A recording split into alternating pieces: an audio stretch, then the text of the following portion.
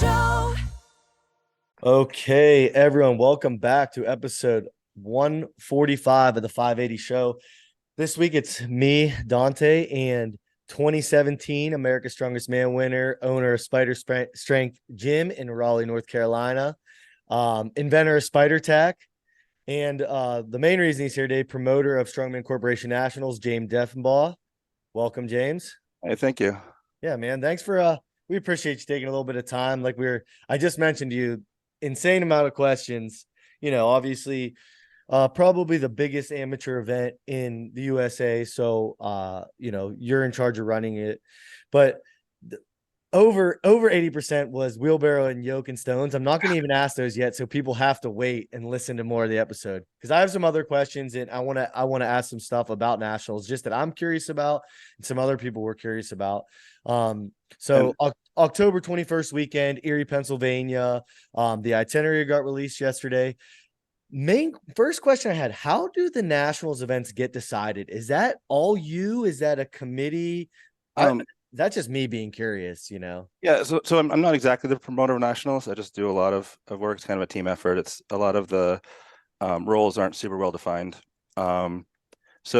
Every year the decision process is somewhat different. I think we don't exactly have a standard process. Yeah. This year, I know for some events, I've done them exclusively. I've planned all the events. Others, like for America's Strongest Man middleweight earlier this year, Paul Mauser and I collaborated on it. This year, I'd say I planned a lot of it, but ultimately we decided them via a meeting with a handful of Strongman Corp people.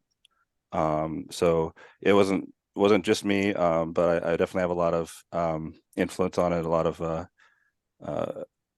say in what the events are. Yeah. But so how did you get involved with Strongman Corp? I've been an athlete first and foremost. I've been competing since 2007, I think.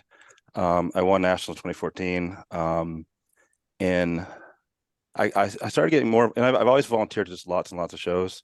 Anyone in the area probably has seen me helping out at shows, and I'll do whatever's needed. I'll load stuff. I'll do anything that's needed. But I started getting more involved. I'd say probably the first big thing was 2018 America's Strongest Man, because in 2017 I won America's Strongest Man. I tried to go heavyweight, I obviously wasn't ready to compete at America's Strongest Man heavyweight yet in 2018. So I went there pretty much just to help and scorekeep. And so for that show, I was a scorekeeper, and we did live online scoring as each event went. And to the best of my knowledge, that was the first time that was ever done in a major event, where like right when someone finished the event, the score is already public. So that went extremely well, really well received. And not long after that, I believe it would have been, because I competed in Amateur National 2018. I believe 2019, I became the primary scorekeeper for nationals. And it just kind of went from there. I've always had a lot of ideas, a lot of input. I like to do it. I just, my goal is just to make things better and contribute how I can. Yeah. I've always been like, seeing things I want done better instead of like complaining online. I just, try to help and try to make it better. Yeah. Yeah.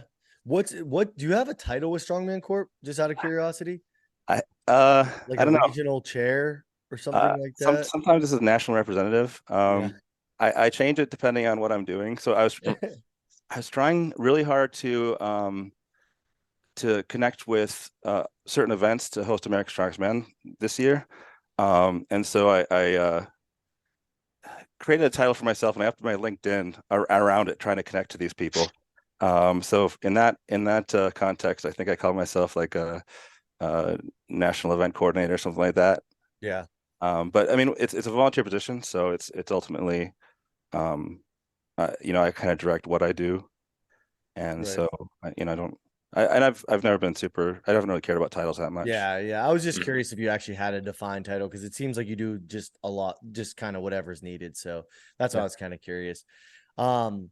The itinerary came out yesterday on online, so pretty good timing. So I was just curious, what was the reasoning for the women and the men like combined, like AM? And so some women go in the AM, 125, 140, 160 women, and then 265 and open men. That's the morning session. Then the other class at night. So there are a couple components. I know for like COVID year 2020, we first did the AM PM split. And I like that a lot. I like that people weren't stuck in a 9-hour day. I know there's a lot of different opinions on it, and some people prefer all together because then you get to see your friends and everyone's there together. Other people prefer AM PM split. I think I put out a poll just on my Instagram just to get a general idea of like what kind of split you like. And the whole idea of just separating the women and men completely, I'm not a big fan of, and I think a lot of people aren't a big fan of. So that was the first element of it. We wanted to, not just have a women's session, a men's session, because sometimes it feels like, if men go last, it looks like men are the bigger deal, the bigger sell. And I don't like that at all. But beyond that, logistically, it helped us a bit too, as far as how many bags we need and what weights for the max bag toss and stones and things like that. And also for grouping which groups go together, trying to balance AM PM split. Because we do all women in the morning, then the morning session is just a lot shorter, a lot easier. And this is a better balance. There are more competitors in the PM session, but overall it's a lot closer. And so we have some of the smaller groups in each, some of the bigger groups in each, and with specifically for the max events, the bag toss and the max deadlift, we have 5 classes in each session, but we have 6 lanes for those 2 events. So each one, the biggest classes are the 231s and heavyweights, heavyweight men. So those are separated from AM session and PM session. So they'll both get those 2 lanes. Nice. Yeah. So it's more of a logistics thing, like just to make it run smoother for the athletes and you guys, right? I mean, is what it kind of sounds like. Yeah, a lot of logistics and a lot of just also not wanting to just have all Yeah. of it. Yeah, it's Yeah. a little of both. Yeah, I mean, I'll speak from just experience competing. I'm a huge, not like my opinion doesn't matter more than anyone's, but just as a competitor, I love the split because you just hear horror stories about being at a show for, 9, 10, 11, 12 hours. And it's like, as an athlete, you feel like performance is getting hindered, right? And because you're standing around. So I mean, Dante, you competed at nationals the last 2 years too. Like, what's your thoughts on it versus I don't all? mind it. I definitely see the logistics thing because I looked at the roster and 231s and the super heavyweights are definitely like neck and neck. Like, so I knew that would be a long day if we were together. So I definitely don't mind it at all. And plus, I kind of like going in the evening, so I'm kind of biased towards liking the 231s later. Yeah. Well, that's cool. Yeah, I just that was definitely one of our biggest questions put in was the split. So that I mean, I kind of figured as much, but that makes sense. So I kind of want to go through with you, if you don't mind, the days, just like day 1, day 2, and then I'll ask questions specific to those events, and then I can ask some other questions that people had in. First event on day 1, Cerberus bag toss for max height. I really didn't have many questions on that one. I mean, is there anything that's a pretty self-explanatory event? Is there anything that you want to comment on that, James? Like, is there anything that you think athletes should know about? Stuff like that. No, it's max weight, and it'll be 6 lanes. I think last year for the max events, we had within each session we had the half go the first round, half go the second. This time everyone's going to go at once. I believe for the bag toss, you have to attempt every weight, Okay. and so we're doing a little bit differently that way. I'm trying to work on some spreadsheet stuff. I'm not 100% sure it'll get done in time, but I want to have 6 lanes on the live stream on a max event with every single athlete's name being on screen as they go. And that's going to take a lot of coordination. We're very fortunate we have ADL helping us this year. Yeah. That's going to be a huge plus. But we'll kind of need the scribes on each lane to be able to help us out on that. To like the goal is for it to be as simple as like as soon as you put in that so and so got that throw or didn't get that throw, it'll bring up the next name automatically for ADL's live stream. So that's what I'm hoping to do. That's awesome. So So it is going to be because this was a huge one too. Live stream purchasable through ADL. It Okay, is a pay-per-view live stream cool. through ADL, and so it's the best in business. So we're really Yeah. excited about that. Okay. Last year I did it myself. Yeah. I bought the equipment. It was all like Alibaba cameras and stuff like that, and it went pretty well. But it is hard to do that Yeah. and everything else. Yeah, I'm sure. It turned out I was actually, I think I told Dion, I told some other people, the live stream last year turned out, I thought, really, really good for a YouTube Hmm. live stream. Yeah, Like really good. I think the Feelies did a great job kind of helping with the commentating too, because they know Strongman. But yeah, I mean, for doing that yourselves and having a free live stream, I thought last year was pretty awesome, to be honest. Hmm. and the Feelies are back this year. They'll be commentating this year. Yeah. Yeah, they sent me a message like, "Hey, can you message Dion and see if we can do it again?" So I'm glad they're back because they did a fantastic job. Yeah, well, and last year they had no time to prep. Like they pretty much found out the Yeah. day before that they're going to be doing it. So Yeah. they came through for us, and they did such a good job, and just really personable. And it's I think they're the right people just for that amateur national sort of Right. company. I agree. Okay, so bag toss, 6 lanes. That's huge, 6 lanes. Because I Hmm. think last year for a lot of lanes we had 4 lanes. I I want to say, I and believe we did 4 for everything last year. yeah, and I think the year before in Roanoke it was 4 for the bag toss as well. So I think that, I mean, that's pretty cool. Yeah, Um, we may have done 6 at the Arnold before. okay. I don't remember specifically, but yeah, it's just trying to keep things moving on a schedule. The max events take longer, so we put more lanes in. Hmm. Yeah. All the other events are going to be some head-to-head aspects. So that's when you get too many lanes on head-to-head, you have to wait for the slowest lane. Yeah. So really, in my opinion, we're kind of maxing out at 4 lanes to do head-to-head stuff. Yeah. And resetting, you have Hmm. to change weights for every class versus, you know what I mean? So yeah, that makes a lot of sense.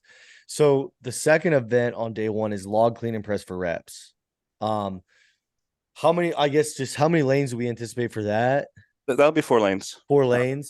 head-to-head. So all the 125 women will go first, all at the Okay. same time.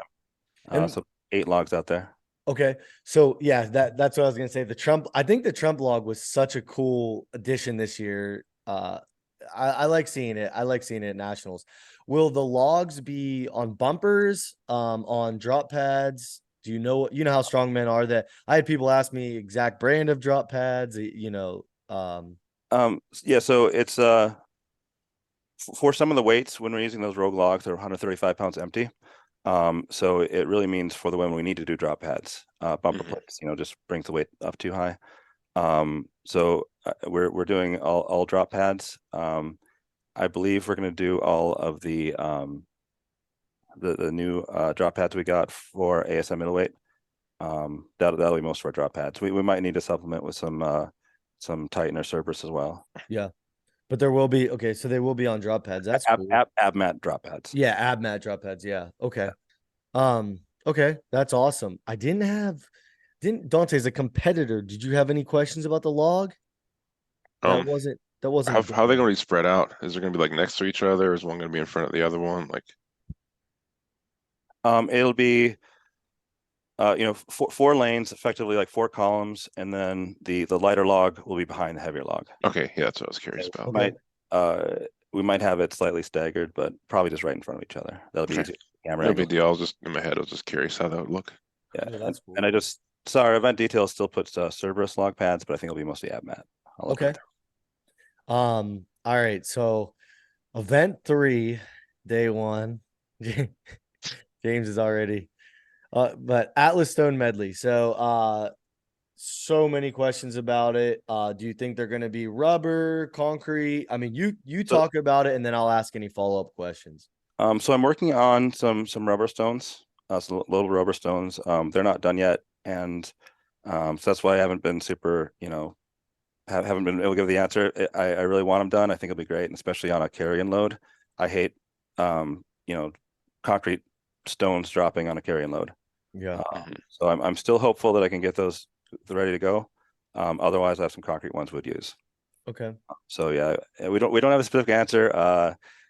So I mean, I'm hoping it'll come together. But we have 2 plans.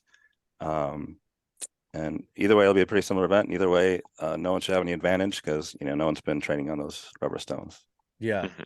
So I'm just curious, just as like just viewing that, just looking at it from like a promoter, do you guys have to have like horse stall mats, like the whole, will you guys have like a whole lane of horse stall mats for every lane? I'm just like curious how it works with like a big venue like that and dropping like a concrete ball.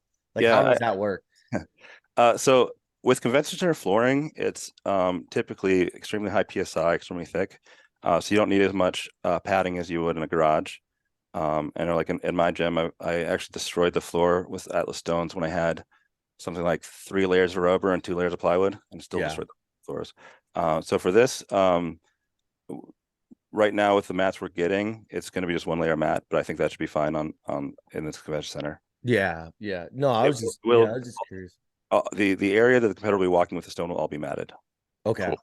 Yeah, that was a big question. Do you think when you were making these events, and I mean not just you, whoever was involved, but do you always kind of like have it like we're gonna have that one event that's like super heavy or super tough? And like what do you think that event was this year? I'm hinting that I think it was this one, but like, you know, No, so I think this event comes off as heavier than it is because of the option to rep out at the end. mhm, Really, I try not to make things too much of a race all the time. I want if someone is way better than anyone else on it, I want them to be able to like show that. But honestly, coming up with it, it was effectively like a 4 stone medley. yeah, So getting the 4th stone, most people should not be able to do. But in the off chance there is someone that's just really, really, really good at it, we're giving them the option to load it for reps after. yeah. Which I Um, like. I think that's cool. I love the event. I think I'm curious. I've said it a couple times on here. Curious how many people are going to actually get more than one rep with the last stone. I'm guessing at most like 1 per class, if not less than that. Yeah, Uh, but I want that. I want that to be possible. I want, if there's someone just really good, I want, us to be able to talk about it. right, 100%. I assume the use of non-tacky is just due to the convention center. You don't want to get it all messed Yeah. up, or Yeah. I mean, I am pro tacky. I think we should have tacky on every event. I think we should, force tacky in every event. yeah. But the rest of the crew is not a big fan of tacky. So it's just, cleanliness for the most part. And it is tough also when you have a big competition. Um, it the first stones get so over tackied. Mhm. So it does make it a little more difficult. Yeah. I want to ask you about Spider Tack. I'm going to go through the events and I want to ask you about Spider Tack because that was crazy. Like the whole thing about it is crazy. Like I think it's so cool. But okay, so that's event 1. So if you were following along, in the morning session, it looks like 9 a.m. until about 12:30. We're expecting group 1, which is 124, 140, and 160 women, and our 265 and open men. And then 12:30 to 4 the other group. So the 180 and open women, then 175, 200, and 231 men. So there's an overlap. We expect the AM session to be done at 1:30. Oh, okay. Okay. So we actually have the power stairs start at 12:30, and also the PM session warm up should be starting while the power stairs is going on. Oh, okay. Gotcha. Cool. So yeah, so that's day 1. That's kind of how it is. And then okay, I see what you're saying. Yeah, gotcha. So then we go to day 2, which is Saturday, and we start with the Kabuki max trap bar deadlift. Yep. Yeah, I'm really excited about that. That's I think that's not used enough, the trap bar deadlift. We had it at America's Strongest Man in the heavyweights and lightweight, middleweight women last year.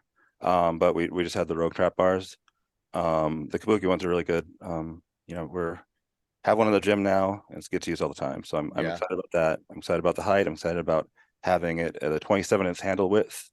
Because sometimes the 24-inch trap bar is a little bit narrow Yeah. for a lot of competitors. So I think it'll be the perfect trap bar for this. I was gonna say, do you get any joy out of seeing on Instagram like our super heavyweights fitting in like the old like high school trap bar? Like how everyone knows the high school trap bar, and like we have like some guys that are like 350 plus, and they look like they're squeezed in there. Well, I'm really mostly worried about seeing people using trap bars with like 15-inch pick heights and being like, I'm pulling 800 pounds on this. I'm going to kill this event. 12 inches is a much different lift than 15. Hmm. People Yes. got to check their handle height. Yeah, for sure.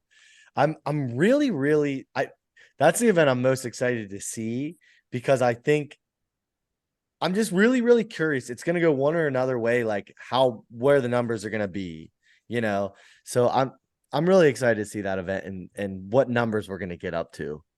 It's I mean, that loading sleeve on that Kabuki bar is ready for whatever too, you know. I mean, it's a really good built, well built trap bar. So um and then event two. Okay, here's the other one, James. The yoke and the wheelbarrow race. So what should competitors expect for this?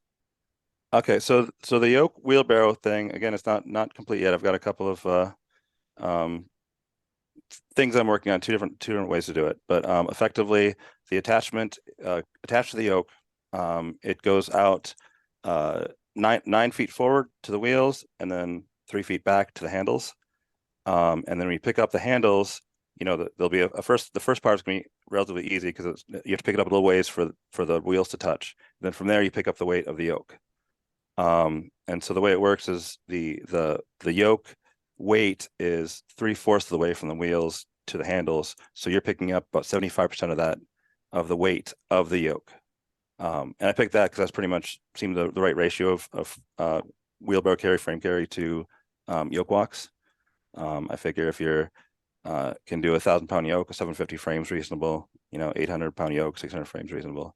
Yeah. So I'm really excited with that. I really like medleys, but medleys need to have a theme. Medleys need to have like something tied together. I love things like carry and drag medleys. You're carrying to a sled and drag, or carry things in a wheelbarrow and take the wheelbarrow. So the thing about this is nice because it's combined. It's got the theme. It's the same implement going back and forth. It makes resets faster. It's just should be a good event all around. Yeah. So I'm just trying to envision this in my head, and I know you just described it, but so like there'll be a yoke and then there'll be like handles out from the like that are attached to the yoke. Yep. So you'll just get out of the yoke and then take the wheelbarrow right back. Yeah, you barely have to get out of it. You just step forward a little bit, turn around, and pick up those handles to be right there. Nice. Nice. So That's cool. you said it feels more like a frame than a wheelbarrow. You keep saying like it's like Well, picking up a frame. So like uh, if someone was training for it, would you suggest they train on like a wheelbarrow, like from the old Nationals, or like more of a Good frame? question. I would be most concerned about the pick height and handle width for that Okay. specific thing. But no, I would say do a wheelbarrow. I mentioned frame as far as like picking out the weights. Okay. Oh, okay. Me, a 600-pound frame and 600-pound in hand wheelbarrows is about the same thing. Okay. I was just making sure I was Gotcha. training correctly, so just Gotcha. thought I'd ask. Yeah. Okay, and then the last event is power stairs. And I was surprised to see because the awesome power stairs you made are 4 steps. And I saw these are 3 So internationals. they are versatile. So if you saw the firefighters at all at the Arnold, Mhm. in that configuration, they did 4 lanes of 3 steps. Oh, okay. So with those with that setup, I've got 8 of the small steps, 8-foot wide, 22-inch deep steps, and then 2 of the 4-foot deep ones that go on the top. And so we used one of the 4-foot ones on top, and then 3 of the smaller ones on each side for the power stairs at the Arnold for the main stage. But then we just reconfigured it with brought it down for the 4 lanes. Oh, okay. So it is the Sweet. same power stairs. Yeah. I was gonna say because those things are awesome. Yeah. Yeah. Like they look cool. So I mean, And those are also our loading platforms, and they were the loading platforms at the Arnold as well. yeah, Oh, okay. So you just yeah. use these big pieces you raise and lower and use just different uprights to bolt onto it. So so is your background in welding? Are you like how did you get into all this stuff? My background is just in IT. Okay. I'm just a hobbyist. I've always done a lot of different things. Yeah. So I've always had ideas. I always try to get other people to do my ideas, but it never works out. So I finally I took Aaron actually got me a coupon for like a welding class in town, like a Mhm. one evening thing. It's like a 3-hour thing. I did that, just basic MIG welding, and bought a decent welder, and just went from there. That's awesome.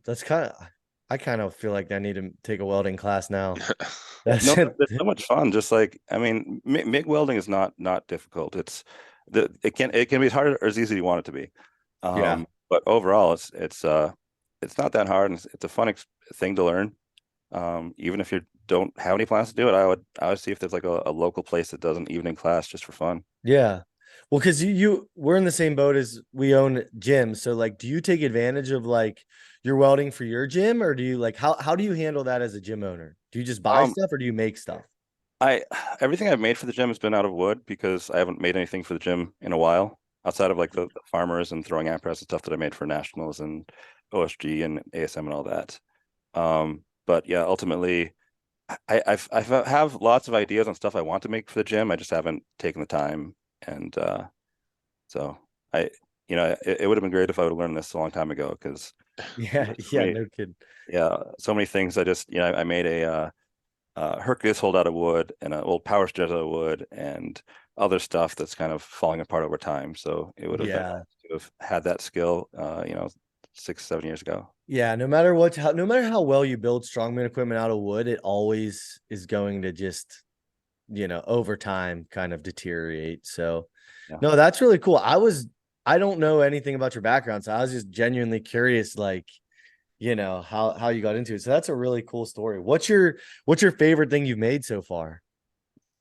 Um, I would say as far as like it has to be the Ukrainian deadlift. Yeah, Just that whole setup we were able to do with the Arnold, having the giant power stairs on the main stage, and also the Ukrainian deadlift, in front of a huge crowd.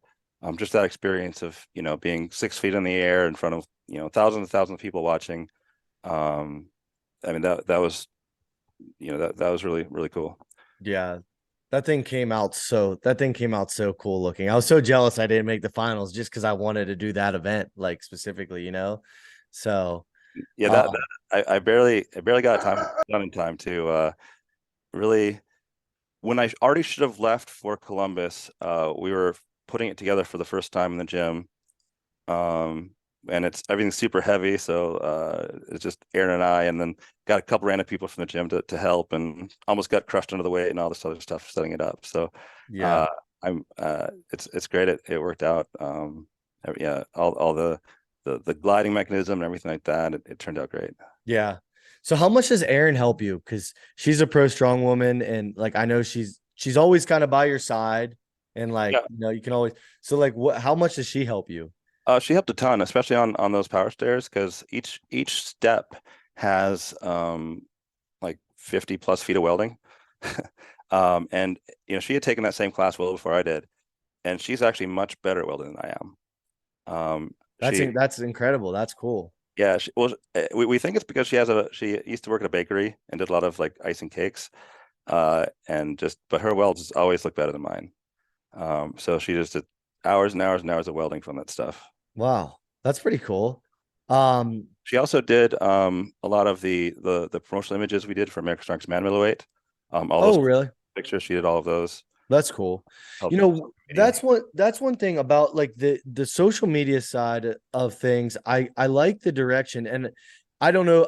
I suspect you have a lot to do with it, but I might be wrong. But the increase in social media presence, I think, is a really important and good thing that's happening.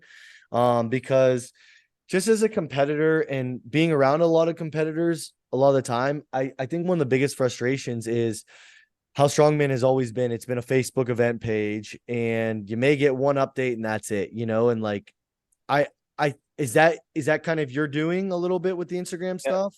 I mean, yeah. So I made all those Instagram accounts for Strongman Nationals and America's Strongest Master and America's Strongest and The Arnold and Arnold one. yeah, And honestly, like, of my skills, social media is probably like one of the worst ones. Between social media and public speaking, that's not for me, but I knew it needed to be done.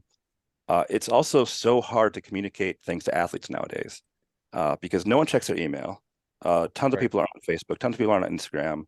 Um, we just don't have a good mechanism to communicate in one place to everyone. Um, and if you make a group text and everyone can see each other's phone numbers, they're just um, there's not great ways to do it. I do think we need to invest in maybe some software, some like I know my IT career before we had software for emergency notices at work. If the place can be closed down, it'll text, email, whatever everyone. We almost need something like that because Yeah, it's just hard to communicate things to people now. But it seems like right now, specifically for strongman, the best reach is Instagram. by far. I agree with you by far. I think Instagram lends itself to being the best social media app for strongman because people like to post their stuff in video. We do something that you watch. Mhm. So I think that is the best app. But then there's people that might say Facebook. So Yeah. Well, and you it's know. interesting to see like different sports have different apps that everyone migrates to.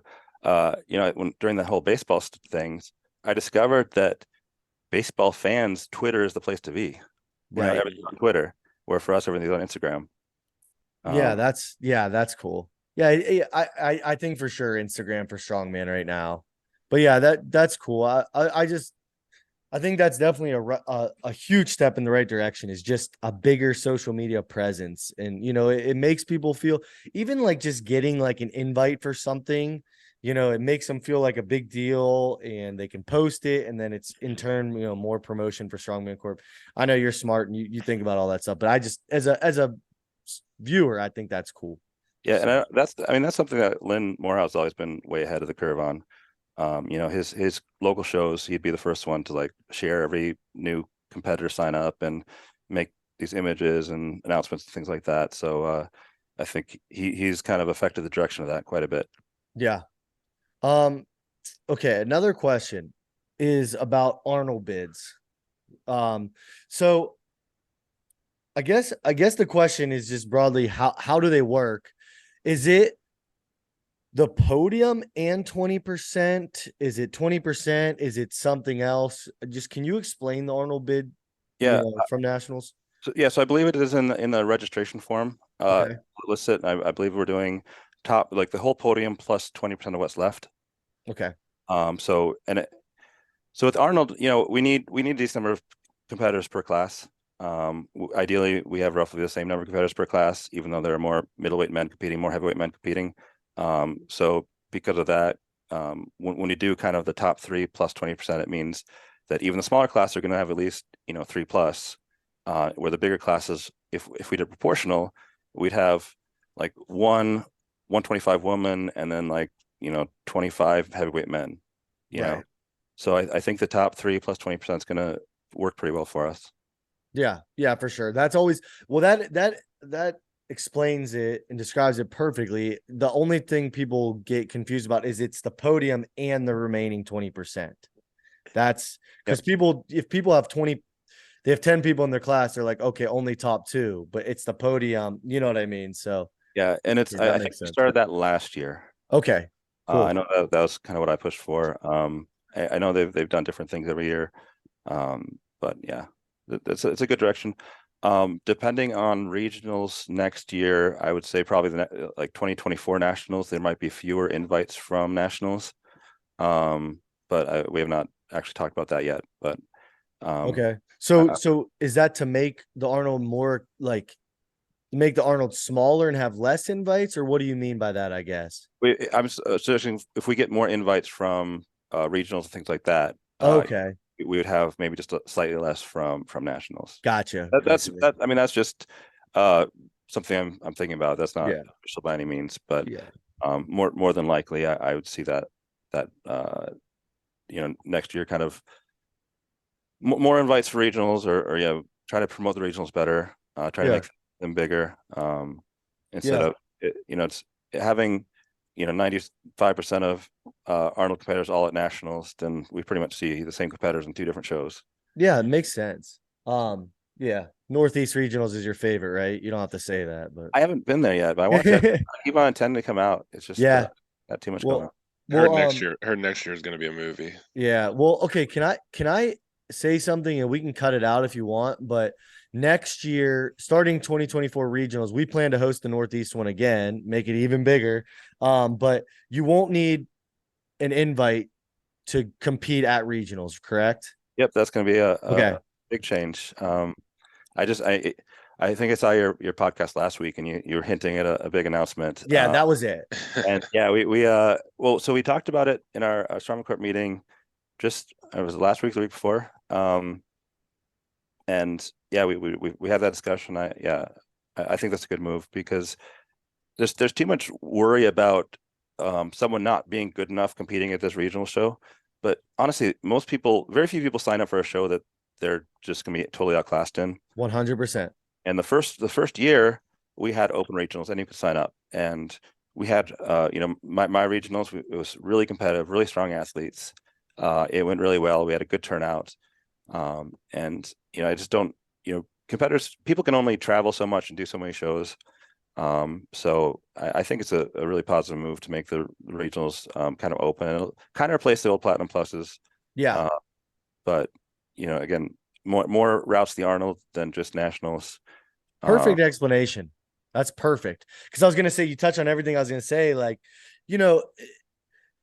whether you're completely dedicated to Strongman Corp, there are other shows, and you want to let people kind of give them a little bit of freedom and stuff like that. And if someone has a wedding on the weekend of nationals and they're an Arnold level competitor, but that's their only route, it makes sense. And it gets more people in that show. Mm-hmm. And plus also, if you're signing up for a show, you can see the weight matrix. Like you can see, like Dante can look, it's like, okay, well, if it's a 400 log for middleweight, like I'm going to get buried on that, like just to see stuff like that. No offense, Dante. Mm-hmm. But yeah, that's really cool. Well, we're hoping to host the Northeast Regional again this year because it's been an awesome experience for us. And it's been cool. We had 17 states at our gym this year for regionals, which was so cool to see and have. And I think it's been consistent the first 2 years. So I like that a lot. So that was my big announcement. Everyone thought, there was a new owner of Strongman Corp or something even bigger or anything like that. So if you have any other big announcements, feel free to drop them here. But that was my big one from last week. Right on. Do you guys plan to have, just on regionals, do you guys plan to have 5 regionals? What's your ideal scenario, I guess? I don't know I don't know if there's a specific plan right now. I don't, and if there might be. Yeah. I know, Dion kind of emailed all the state chairs and things like that to get bids or something for regionals. I think the biggest thing we need to change is get them all set earlier, and then having one place to say, hey, road to the Arnold, road to nationals, like have them a little more easy for athletes to identify and find. Because I know last year some of regionals didn't have great attendance and people didn't know about them. Yeah. So that's gonna be the most important thing is announce them early, make it public, make it one place where you can see all the regionals coming up, and just really try to push that. Yeah. No, that's really cool. Would you guys ever do regionals like where the regional director has to do like 1 or 2 specific events out of their 5 or 6 to trend with nationals? Or you know what I mean? Like we actually talked about that when we were originally brainstorming about regional events, having signature events. Like Lynn did a regional signature event last year of the sandbag to shoulder.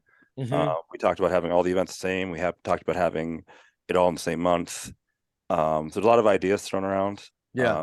Specifically, it's a little bit hard because I do believe in promoters having as much autonomy as we can. Yeah. I want them to be able to make their decisions, because otherwise things just we don't see cool new stuff if we're always doing the same thing. Right. But it might make sense to have a couple of events that kind of have some overlap in nationals. Yeah. But ultimately, it's okay if they don't, because it's strongman. It's always supposed to be different. Yeah, right. No, I was just asking because it was funny how it worked out this year that like our regionals had a lot of overlap with nationals. Like it just worked out that way. Right. And like we actually had a couple people comment about how cool that was, and they asked if we planned that with you guys, and I'm like, no, I don't get invited to these fancy meetings, so I didn't plan it out. But no, that's cool. I was just curious. And then the other aspect of that is then that means we're announcing nationals events earlier. And Yeah. me personally, I don't like events being posted like too far out. I feel like then people are training these, 5 events for 6 months straight or a Right. year straight, A and year, a year, it sounds silly, but it's not a it's stretch. very There's common. a, yeah, I'm not gonna, yeah. Yeah, and beyond that, it also makes people less likely to sign up for other shows. So that's one. It might make sense if we do a couple of events that we encourage our regional people to include and announce those early. That might make sense, but something to Yeah. think. I think it's like, hey, there's these 6 events. If you can try to fit in one or two, but like handcuffing to all 6 events, I don't think makes sense. Yeah, Because it's like then the promoter has to go buy a bunch of stuff. It may not run smooth. You won't see innovation, like you said, but no, that's cool. It's just literally something that popped into my brain. Um, Back on nationals. So your role in nationals, and it's such a big event. And I mean, roughly how many athletes are we expecting? Like, I look at the roster. I think it's like 250 or so. yeah. So I mean, that's a lot of people in one spot. What's your biggest challenge? Like on that weekend, what are your biggest challenges like running a show like that? I think it's different every competition every year. I think, last year was hard running the live stream, but also, trying, I made a lot of the equipment and trying to like keep people up to date on, oh, you have to do this or that. At the Arnold, it was extremely difficult because we didn't have anywhere to stage our stuff. And so just the number of hours of moving stuff around, we were working till like 2 a.m. every night. So it depends on the events. This year, I'm not sure quite yet what the biggest obstacle is going to be. Yeah. Power stairs resets going to be tough. We'll need a lot of good volunteers for that.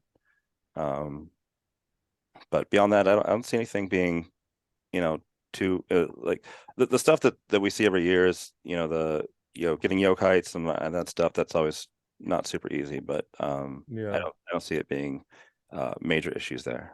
So will they do that at weigh-ins, yokites, or will they do Um, it at the show?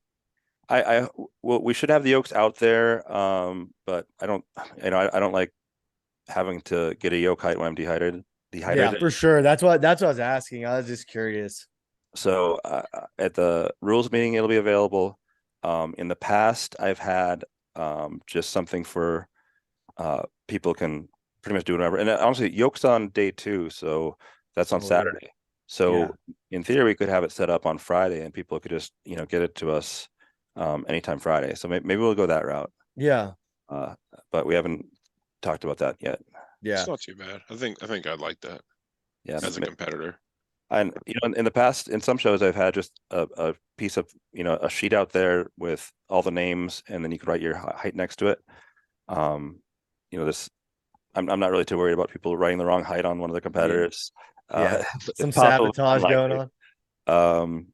And then also make sure it's super clear what the heights mean. Like there's always, is it in that hole or is it hole showing or something like that? We need to make sure that that's foolproof so someone doesn't get the wrong height. For Mhm. sure. And then half the people will just change it when they walk up to yoke anyway. That's Yeah, what I found with getting yoke heights. It sucks it's because it's so tough logistically just because I mean I want everyone to have the right height. I want everyone to right. as well as they can. And I've made last minute decision mistakes at what year is that? 2011 Nationals. Yoke heights for the rules meeting. I was wearing like flip flops or something, and I got a yoke height, and it was, at the time it was pretty heavy for me, so I didn't do a deep pick. And then the day of, I was like kind of panicking. It's like this is the wrong height for me. It wasn't gonna Mhm. work. Yeah. And I asked them to change it, and they're kind of upset about it, and they're like, maybe we'll see if we can do it, and just you know, then out of nowhere, I was supposed to go for a while, but they're ordering people based on yoke height, and so they announced me that I had to go up when everyone else was already lined up. They just out of nowhere I had to go, so I was like running up there, and, like doing competitor ready. I'm like snapping my belt, getting in, and as soon as it said go, that's when I got under the yoke, and I picked it up and ran like crazy. I had so much adrenaline. I won that event. Wow. So it actually worked out really well that year.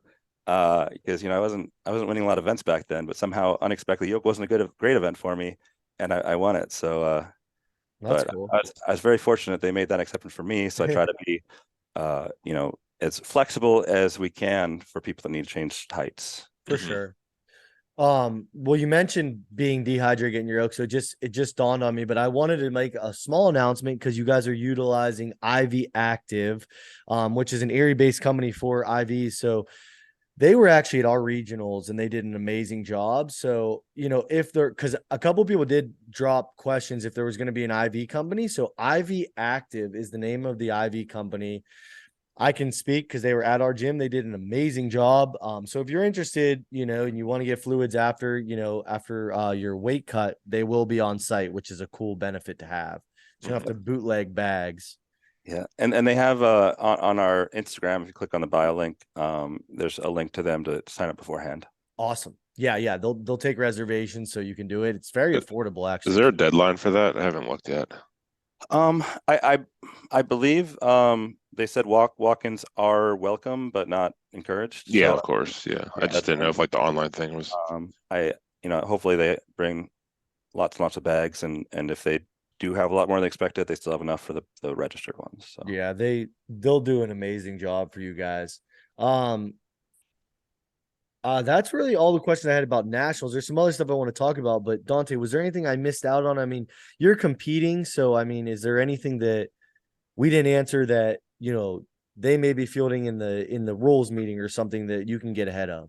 Someone did ask me if there's going to be more than two scales this year for weigh-ins, but um that was more of like a funny question, not like an yeah, actual one. I think we'll still do two. I know we have the staggered weigh-in times again, but it's nice to have everyone in the class weigh in on the same scale.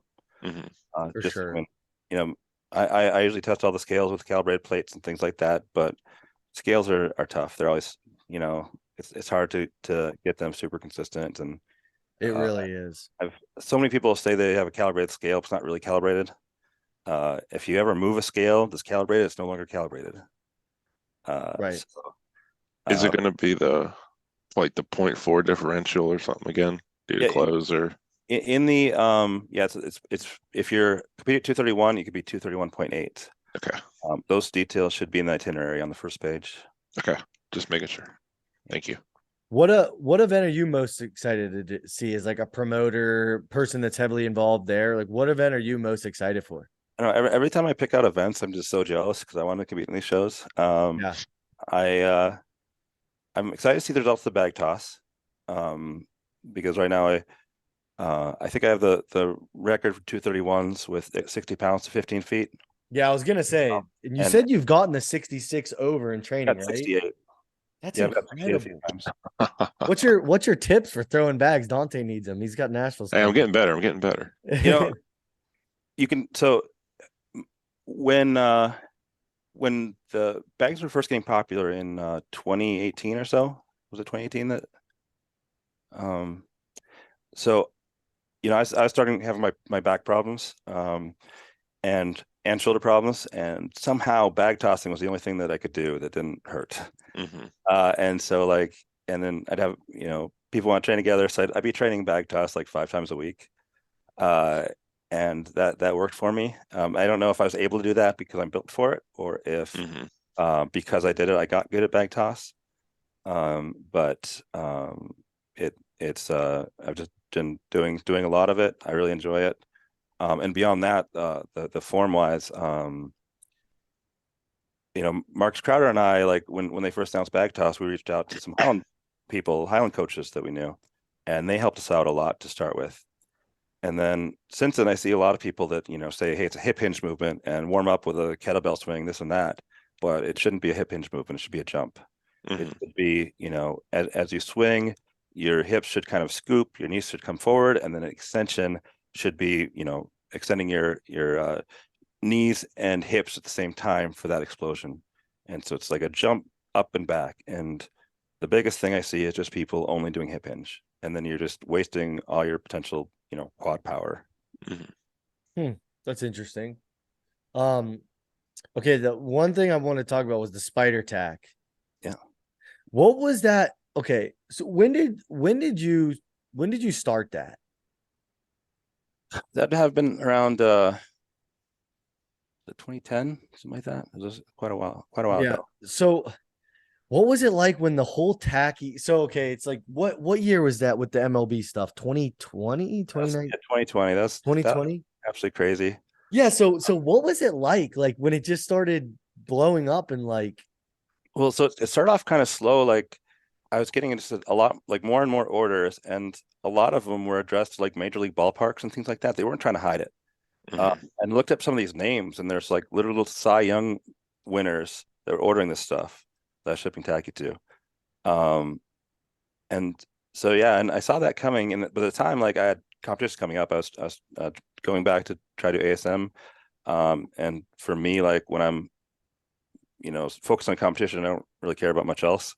And so I didn't. I should have like spent some more time at that time for like expecting it to blow up a little bit more. Because I knew it was against the rules, and actually, like long time ago, one of my friends from Canada, uh, he was a strength coach, and he's a strength coach for the baseball players, and he's like, "Hey, you got to sell this stuff to baseball players. They'll love it, they use it." And so I looked into the rules, and I found it was against the rules, so of course, never, I assumed because it was against the rules, people weren't really going to use it, Hmm. so I never really marketed to them. But yeah, the orders were going up and up and up, and then it started getting in like kind of sports news a little bit, and um, then there was like a weird botch interview, and then from that time, like I was, it was just so many orders and so many phone calls. I had like Dateline call me, and MSNBC, and uh, very just tons of like mainstream media were calling and trying to find out about this. Did so and so buy it? Did so and so buy that? And I was like, just because they buy it doesn't mean they use it. Like Yeah. yeah, yeah. a pro pitcher or a pro baseball team, even if you're not going to use it, you want to know what it's about and what other people are using. Hmm. Yeah, So to me, that's never been a smoking gun if they bought it from me, and I'm not going to like divulge whose order either. right. No, Uh, it was just so crazy because like I'm at work and like normal people have no idea what strongman is. They're talking about tacky, and I'm like, this is like I could provide insight to it. You know what I mean? And it was like all these YouTubers were making videos. Like it was just such a crazy time. So I was just curious what it was like to be like in that, in yeah, that heat of the moment. I'd see it everywhere, and I was like, it's the biggest baseball scandal since the steroid scandal. And then I got an order from like Jose Canseco after that announcement. Like, oh, I guess he wants to find out for sure. But no, it's a lot of fun. Some of it I think was wasted on me because I'm not big on like fame or anything like that. Yeah, I think other people would have got done a lot more with it, I think. But no, it was a heck of an experience, and it's cool. It was cool that happened. It was a lot of work to try to keep up with orders. I was overnighting materials and just working just nonstop trying to get those orders out, and um, but it was fun.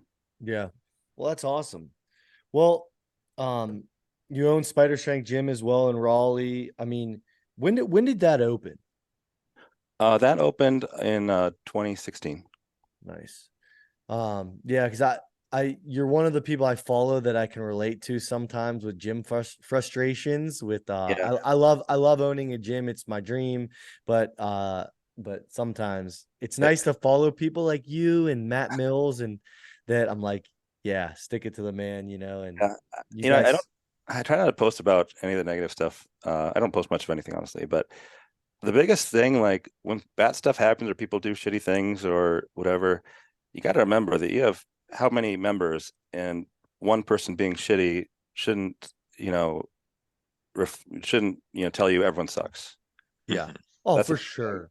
For It's sure. you always have to keep perspective that, sometimes it's just hard to like not get mad about stuff. But I mean, ultimately, most of the members are awesome. It's love to see them. Just and being a strength gym specifically, it's just you get such a great culture of people supporting each other. And I've seen so many people that a lot of people have come and gone. They start out while they're in college or right after college, and they move on with their life. They leave town, have kids, whatever. But I know it's always going to be kind of a good memory for them. Hmm. Yeah. Something I always look fondly on. Yeah, you make your best friends in the gym, man. I've made so many of them. You spend so much time together when you're serious about it, and it's crazy. Does it ever make you, it's like, as a competitor, I view strongman so much differently as a gym owner, like events. Do you view stuff differently? Like, Yeah, I'm more big on like not destroying the floor, not destroying equipment. And I mean the farmers with the rubber feet, it's a good example of that. Like when you have a gym with, I always kept the runway concrete floors of the gym because that's what we always see at nationals, a lot of big shows. But the regular farmers would chip away at the concrete over time. It'd be loud. And so like the rubber feet, for example, are a great example of, saving my floor, you know? yeah, right. No, it's crazy. Also, the rubber on the bottom of the farmers is a huge, biggest thing I have to comment is like it dulls the headache. Like at a big comp, like if you think about last year at nationals, there was fatback farmers, and you have 300 people doing that many deadlifts. Like I appreciate that, and I'm Yeah. sure people appreciate that. Not getting just a headache. Yeah, Yeah, they're so loud. And the biggest thing is I hated slide penalties. Just slide. It's awkward because you get it over, you're strong enough, but you need to penalize them somehow. So they do a 2-second penalty, which can drop you like 10 places or more sometimes. Yeah, And it's the not sliding is just such a nice advantage to it. for sure. Is there anything else about nationals or anything? I'd like to start wrapping up, but is there anything or anything at all that you want to promote or talk about or anything at all? No, we have a very busy schedule coming up. We have nationals. 2 weeks after that, we have America's Strongest Man. Heavyweight men, heavyweight women, and the 64 women and 90 men. Yep. Then 2 weeks after that, we'll have Masters Nationals. So we've got a exciting time coming up ahead. A lot of stuff coming up. Yeah. Awesome. Well, man, thank you so much. The main purpose today was, nationals. So maybe we'll have you on for some future stuff that's coming up too. But thank you so much for coming on. And, we really appreciate it. I hope people were able to listen and maybe make the rules meeting not as long too. It will still be long, but James, thank you so much. Make sure you guys follow James. Dante will have all your information so that people can follow you on here too. So All right, thank you.